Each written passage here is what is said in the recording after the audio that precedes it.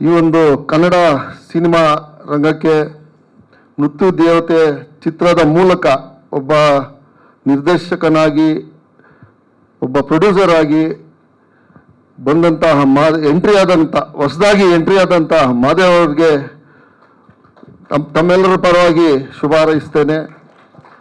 ಅವರ ಏನು ಕನಸುಗಳನ್ನ ಹೊತ್ಕೊಂಡು ಬಂದಿದ್ದಾರೆ ಈ ಒಂದು ಸಿನಿಮಾ ರಂಗಕ್ಕೆ, ಎಲ್ಲ ಕನಸುಗಳು ದೇವತೆ ಅವರಿಗೆ ಆಶೀರ್ವಾದ ಕೊಡಲಿ ಅಂತ ಹೇಳ್ತಾ, ಯಾಕಂದರೆ ಮಾದೇವ್ ಅವರು ನಮ್ಮ ಸ್ನೇಹಿತರು, ನಾವು ಸುಮಾರು ವರ್ಷದಿಂದ ನೋಡಿದ್ದೀನಿ. ಅವರು ಕಷ್ಟಪಟ್ಟು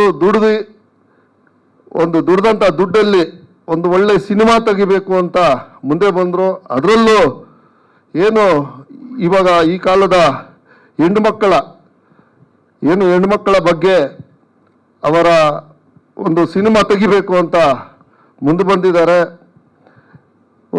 ನಾವೆಲ್ಲರೂ ಹೇಳ್ತೀವಿ ನಾರಿ ಮುನಿದ್ರೆ ಮಾರಿ ಅಂತ. ಅದೇ ನಾರಿನ ಕೆಣಕಿದ್ರೆ ಮಾರಿಯಾಗಿ ಒಂದು ಮೃತ್ಯು ದೇವತೆಯಾಗಿ ಕಾಡ್ತಾಳೆ ಅನ್ನೋ ಒಂದು ಸಂದೇಶವನ್ನು ಈ ಸಿನಿಮಾದಲ್ಲಿ ಕೊಡ್ತಾ ಇದ್ದಾರೆ. ಯಾಕಂದರೆ ನಾನು ನೋಡಿದ್ದೀನಿ ಈ ಸಿನಿಮಾದ ಟ್ರೈಲು, ಎಲ್ಲ ಸಾಂಗ್ಗಳು ನೋಡಿದ್ದೀನಿ, ಭಾಳ ಚೆನ್ನಾಗಿ ಬಂದಿದೆ.